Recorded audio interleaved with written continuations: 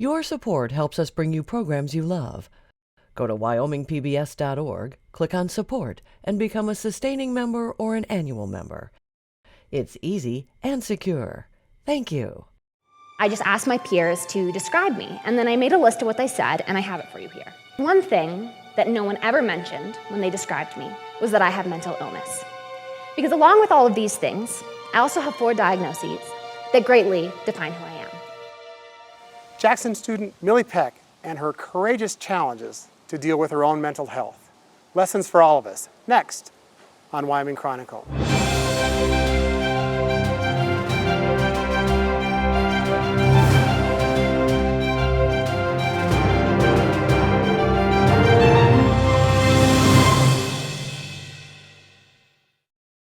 Funding for Wyoming Chronicle is provided in part by a grant from AARP, serving the needs and providing real possibilities for the over 50 population in Wyoming.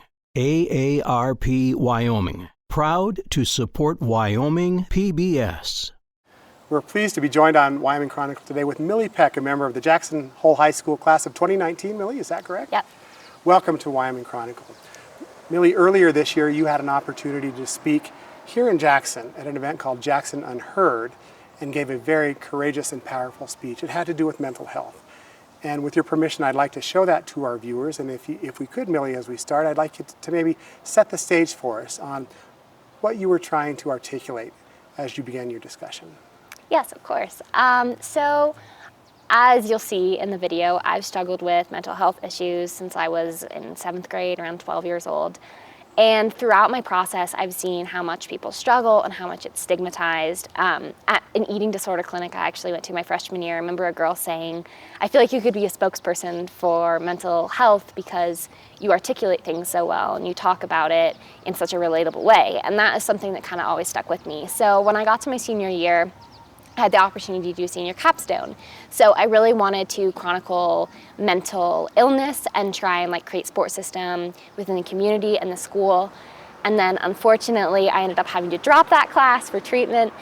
And then luckily, this Jackson Unheard kind of fell into my lap. A friend of mine was putting on this conference for his senior capstone and wanted to talk about ways that youth can better the community. And so I thought, what a perfect way to come and talk about this issue and the stigma that we have in this town. It's a courageous speech, really. It's powerful, and we'll show that to our viewers right now.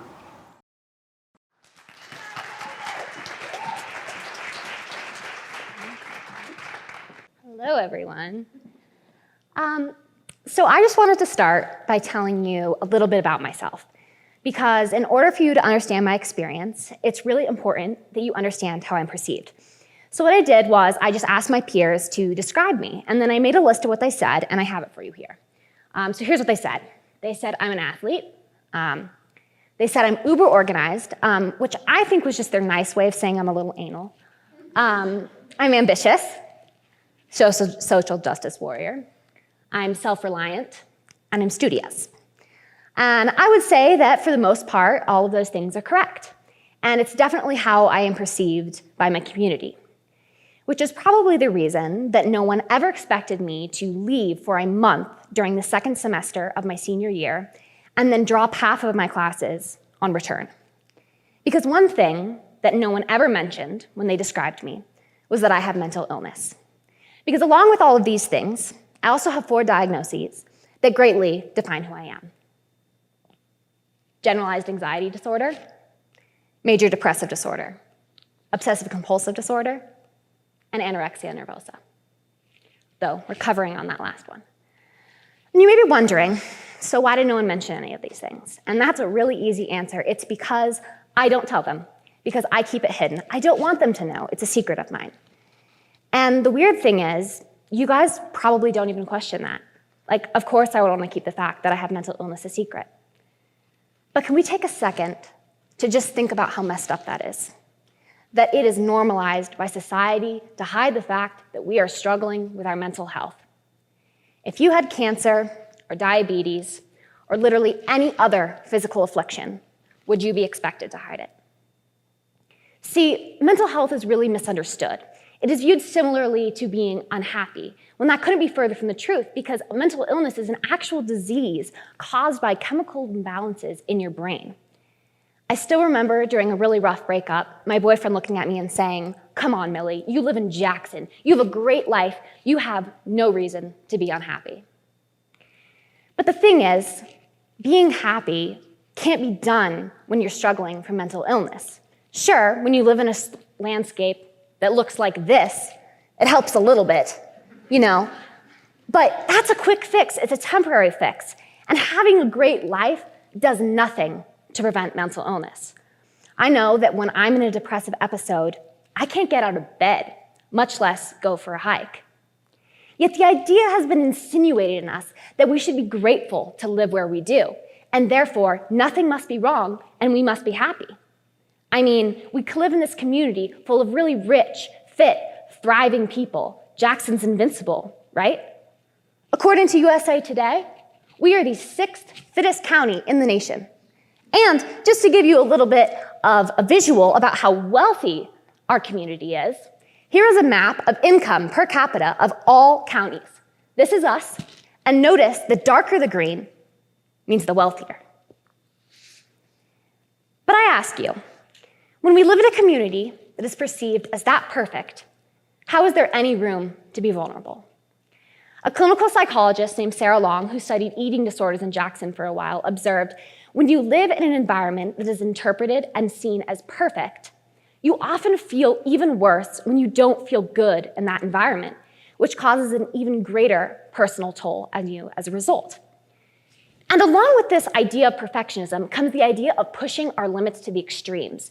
These extremes come from the super fit and the super wealthy, and all of a sudden, our lives become a big competition. Who can hike the biggest cliff? Who can get the most days on their ski pass? Who can make the most money? Who can get into the best college? Who can party the most? Who can smoke a lot of pot and still be really successful, right? Just for a little example, one of my mom's friends did the Rendezvous Hill Climb, a 6-mile uphill race while she was 8 months pregnant. She comes from this group of friends that are all extreme skiers and outdoor enthusiasts, and they all moved to Jackson to participate in this extreme culture. So of course, she wasn't going to back down to that challenge. She wasn't going to accept the vulnerability of being pregnant, because actually carrying another human inside of her was not a good enough excuse to just not participate. So my parents always warned me against going to an East Coast school, because they're known for being really cutthroat and therefore unsupportive. But I don't think we're really all that different. Just in the 2019 graduating class, we have someone going to Harvard, Stanford, 2 at Cornell, 2 at Berkeley, 3 at USC, and a ton of really hard schools to get into. And it's not just the kids graduating. This town is full of Ivy League alumni and really successful people, which only further fuels the idea that we all need to be perfect. And I'm not just talking about adolescents here. People of all ages feel this need to constantly be proving themselves as worthy. And when you're in an environment that is that competitive, any sort of vulnerability is seen as a bad thing, because it means admitting that you aren't perfect. According to the World Health Organization, 1 in 4 people will suffer from a mental disorder at some point during their lives. Now, I don't know what the exact statistics are for Jackson, but I do know that a local therapist opened her practice in August and already has a completely full client list. That's how many people in Jackson are in need of therapy. And those are just the people that are seeking out treatment, because only 2 out of 3 people that have a mental illness will seek treatment because of the stigma. See, the thing is, people always seem to be oblivious that people are actually suffering, or shocked to find out that someone is mentally ill. During my sophomore year, I had to have a meeting with all of my teachers because my mental illness was starting to take a toll on my schoolwork. The next day in the library, one of my teachers approached me and she goes, "Millie, oh my God, I had no idea that you had anxiety. You seem so put together. You're the last person I would have pinpointed. Also, have you tried meditation?" And I kind of nodded my head politely, but in my head I was thinking, "Lady, I have tried more types of meditation than you probably know exist."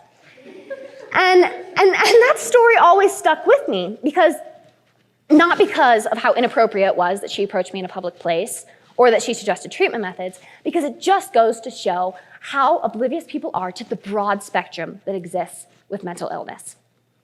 They expect that if someone is suffering, it's going to be obvious, that they're not going to be showing up to school or to work, or that if they're cutting themselves, it's going to be an obvious spot, like on their arms, or that they're going to be abusing substances, or that they will have just gone through some great tragedy. And while all of those things are the case a lot of the time, it is also a totally concealable illness. So really anybody that you look at could be suffering and you'd have no idea. And to me, that is understandable, how you could go through life and not really think about it. We don't like to assume the worst. But what's crazy to me is that in my experience, because people know so little about these illnesses, that they actually think that people are lying about having them. See, I am blessed, and I am cursed, with being pretty articulate for my age. So my teachers see me as this really studious student that is super communicative and does well in school. So then I come in and I say, I'm dying over here, I need help. And they're really confused. They're like, well, I mean, you look fine and you're doing better than your classmates. I actually had one teacher go as far as to write on a medical form that she did not think I had any sort of illness and that I was just using my testing accommodations to cheat the system and get better grades because I was taking too hard of classes. And that was really wrong, yes. But what it just shows me is that people don't believe what they can't see. And here, everybody bottles up their emotions and they pretend to be okay. And that's really dangerous because then, when someone goes through a hardship, they feel super isolated and alone. And then they wonder, what's wrong with me? Why am I struggling? Why is no one else struggling? When the reality is, they're not alone.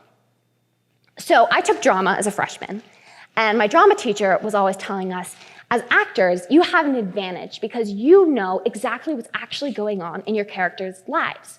You know what happened last night. And I think that that's a really prominent analogy for real life, too. Because in a lot of ways, aren't we all playing a role?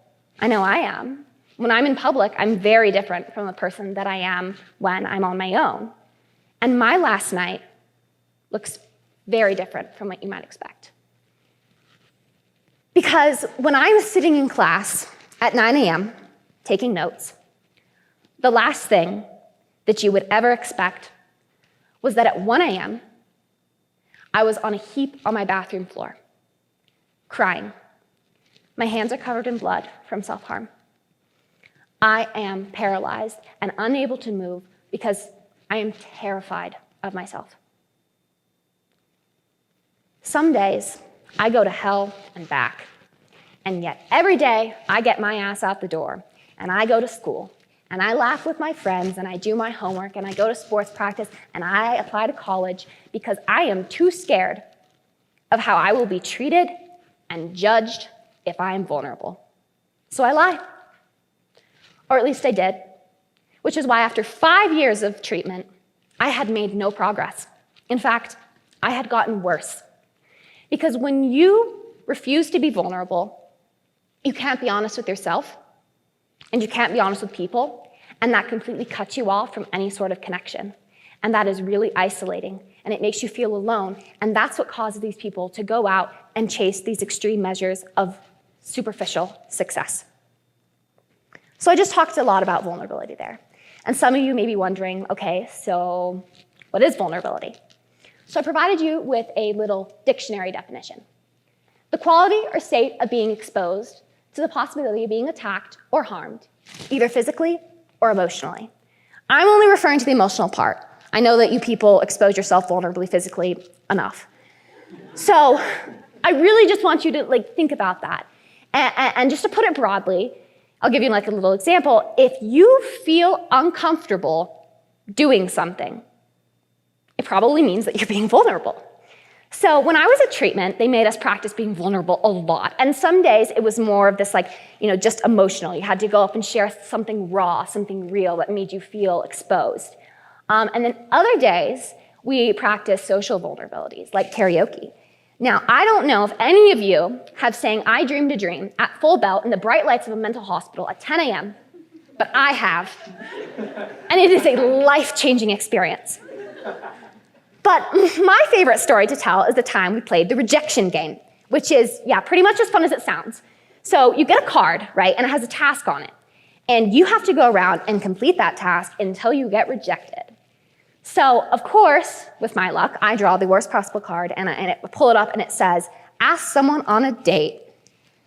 And I'm like, awesome. But being the perfectionist that I am, I'm like, okay, I'm going to make this as hard as on myself as possible. Like, I'm not going to go find some cute old lady in the cafeteria who's going to let me down easy. I'm going to find a hot dude, right? Mess with my emotions, get my heart rate up. So I'm like wandering around this cafeteria, and I acquire my target.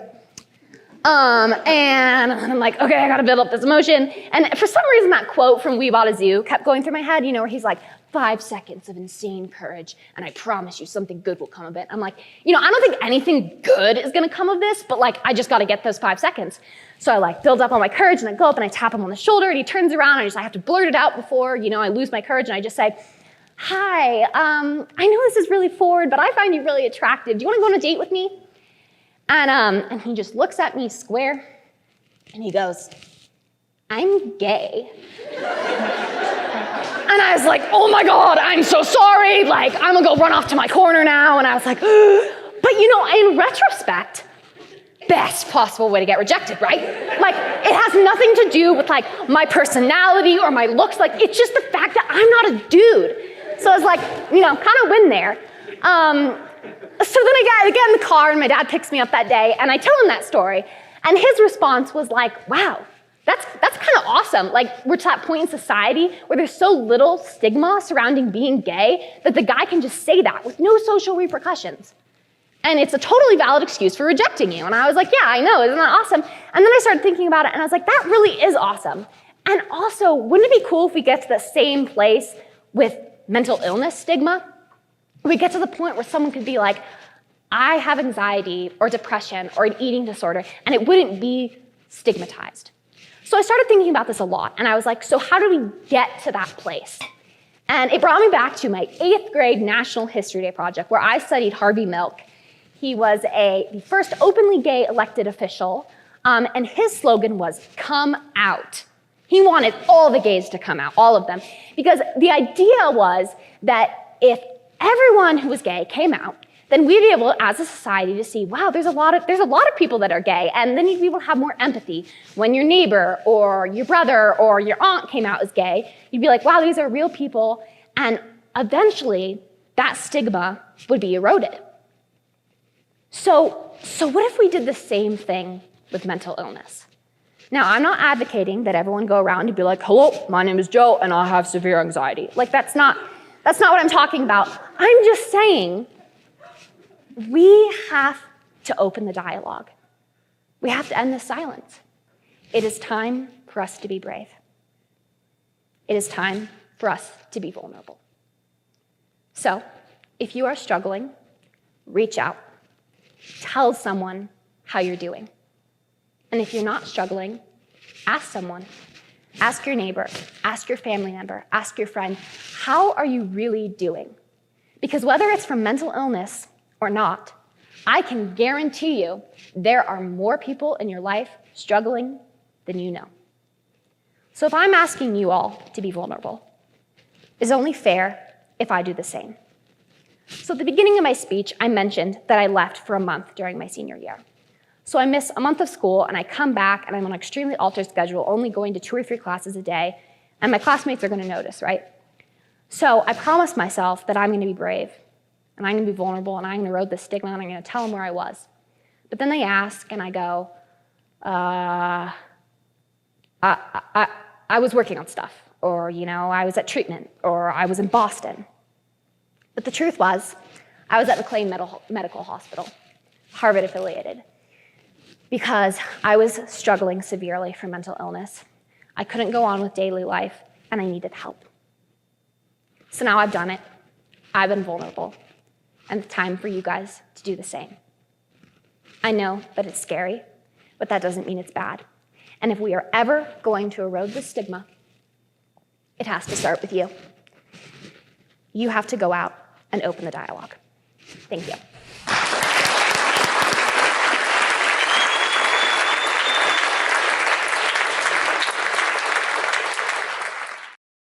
Millie, that was a powerful video. Thank you. I think the question that might be on everyone's mind right now is, how are you doing? You know, I think it's weird because there's this whole idea, like I did this video, like I went to treatment, like everything must be good now. And it's pretty far from the truth. I think mental illness isn't something that can be cured even by treatment. It's a process. I mean, even after I gave this speech, I was on this high, felt super empowered. And then I went home and like crawled under my covers and felt super depressed again. It's not a quick fix. And I think like everything that I talked about in that video still applies, like coming out and pretending to be okay and like acting okay. Like I was doing that even on stage. I've made many strides. I think that like going and getting that treatment helped a lot. It taught me the skills that I needed to kind of cope with this like emotion regulation and dealing with what we call dysregulation, which is just having like way too high emotions to be able to rationally think. But yeah, I mean, I'm still seeing a therapist twice a week, like figuring out like how I'm gonna go to college, like that whole issue, like dealing with like reoccurring eating disorder thoughts. Like it's not something that isn't part of my life anymore. It's still like very front and center and something that I deal with every day. What did your friends say once you made this speech? You know, the feedback was really amazing. My two closest friends kind of knew what was going on in my life and like where I'd been and things, but I think for a lot of people it was pretty eye-opening. I had classmates come up to me and just say like, thank you so much. I think that was like the biggest thing that I heard from people was thank you. And that was really cool because so many people were coming up to me and saying like, I've been struggling with this too. Like I feel the exact same way in this town. Like I can't talk about anything. I can't be vulnerable. And you gave me the courage, or like you gave me the strength, or just you made me feel like I wasn't alone. Noel, you talked about some missteps that happened from teachers at your school. In retrospect, what advice do you have for instructors or pastors or others who are legitimately concerned about people that they have responsibilities for but may not know how to address them? I think never make assumptions. I think that's the hardest part, is that I've had issues with coaches, with teachers, and there's always this assumption that is just made. And I think we say that in generally in life, like don't assume things, don't judge, but I think like it really just comes down to the root of it. Like I think people tend to take charge and think, I know what I'm doing, like this is what's best for them. But if someone is telling you that they need something else, especially in regards to mental illness, you have to listen to them. One of the things you also talk about is to not be afraid to ask someone if they're struggling. And I wonder how you do that in the context of not wanting to judge the person, not wanting to make those assumptions, yet still want to reach out with a helping hand. How does one do that? What's your advice? You know, I think people worry about that a lot, like, oh, they're gonna be like offended. But I think if someone's really struggling, they're gonna be so grateful that someone reaches out to them. I know like every time someone has reached out to me and been like, how are you? Or like, do you need help? Or do you wanna just like come over and watch some TV? Like, because I know that like you're having a bad time. Like those things are so easy to do. And it's not as much as saying like, hey, are you struggling with mental illness? Or like, are you depressed right now? It's just something as simple as just like reaching out to let them know that you're there for them or that you're supporting them. It's like small gestures. One of the things that I think is important, Millie, for our viewers that are watching, most of them are not young. Mm-hmm. Many of them are older. The same advice would apply, wouldn't it? Oh, absolutely. I mean, it's like my parents both have their own set of issues or whatever, and I think it's like the same thing, like just having that support from like other parents or other people of any age, just having someone like say like, I understand your pain. I think that like empathy piece is so important because when you're struggling from mental illness, it can feel so isolating, and I think that's the hardest part, is you feel so alone and you think no one could ever possibly understand how I feel right now. And so just because you do horrible things or you think horrible thoughts and all these things and you're like, wow, why am I doing this? Why am I thinking this? And to have someone else just say, I felt that way too, or like it's okay to feel that way, and just validate that, I mean, it changes everything. If you extrapolate your statistics, Millie, I wonder if you've thought about this. There could be 25, 30,000 people in Wyoming who need mental health assistance, help, right now, and aren't getting it. What should they do? You know, I think I think it's like I said it in my speech, like open that dialogue. Like if you're having issues, I mean, I have people in my school that talked about like, I have all this anxiety and I'm starting to, like feel like I can't really function, all these things. And I'm like, well, have you talked to your parents? Like, no, I haven't talked to my parents. Have you gone to a therapist? I think like therapy in itself is so stigmatized. Like, oh, you have to go see a therapist or whatever. And it's like, no, I think therapy is great for anyone, just having that like unbiased opinion, someone to talk to, but also like they know what they're doing and they may have advice or like skills or techniques, like even if it doesn't mean like you're gonna start medication or like you're gonna have to go to treatment or any of these things. I think like getting help early is important as well. Like don't let it get to the point where you're like unable to get out of bed. And I think that's what a lot of people do because they're so scared that people are gonna judge them. Well, Millie, we wish you the best. Thank you. Full disclosure, I've known your family for a long time. Your father's been a dear friend of mine forever, and I've known you for a long time. I'm so proud of your ability to articulate this important message. It's outstanding. We wish you the best. Thank you so much. Thanks for joining us on Wyoming Chronicle.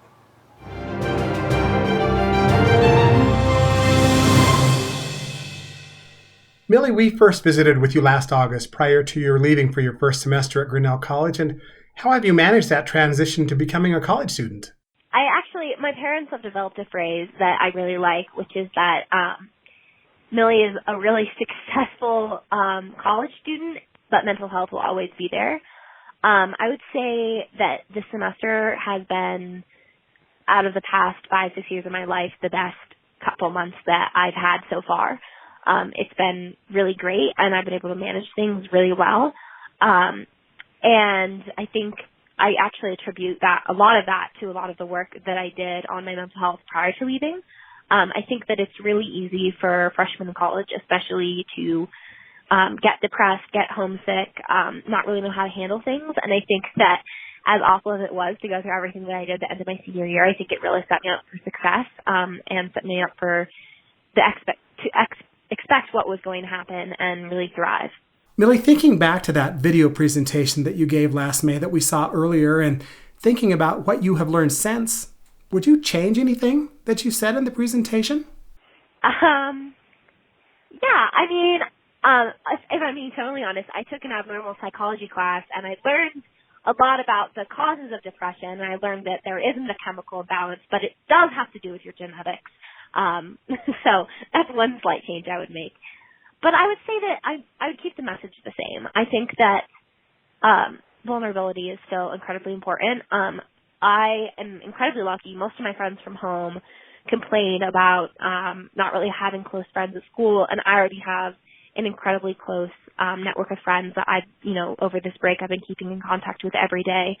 And I think that that's because we've been able to be vulnerable and open with each other and share about our experiences and understand that we're all going through things together. And I think that like everything I said true about the competitiveness and being kind to yourself and opening up, everything that I said rings true in my experience.